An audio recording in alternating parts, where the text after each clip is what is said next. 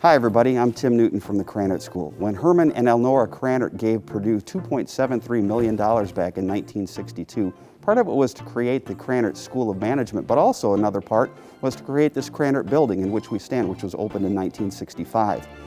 When they gave us the money for the building, there was one stipulation, and that was there had to be an area where there could be arts, because they were both big patrons of the arts. We used to have chamber orchestra concerts here, and also art displays, but as times changed, so did the utilization of the room. And as you'll see as we walk through, the Krannert drawing room is much different than many of you may have seen if you were students here in the 1960s or 1970s. So let's take a look. The first thing you notice is the vibrant colors throughout. We wanted to make sure that this is an inviting place for students, their parents, and for employers when they come back to recruit our students. So we want to make sure we have a good first impression. Many of our students work in teams, as you remember, so we have spaces here where they can work as teams, they can use the video boards, they can use the whiteboards and do their team projects all in one space and have some privacy as well. And we have more individualized study spaces where people can work either individually or as teams.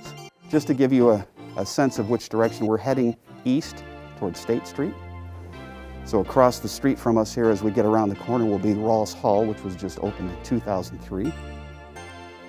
There used to be a big piano. Many of you will remember the piano on this side of the room. That's been taken away. So really the part of the renovation strategy on this was to, we want to elevate the Krannert undergraduate program from its current standing in the top 25 to a top 10 school. And part of the way to do that is to have a great facility.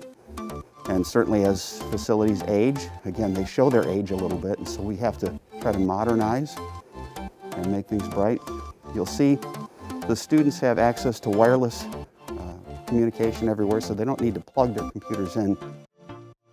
As we turn the corner here, we're going to get to the entrance of the parish library.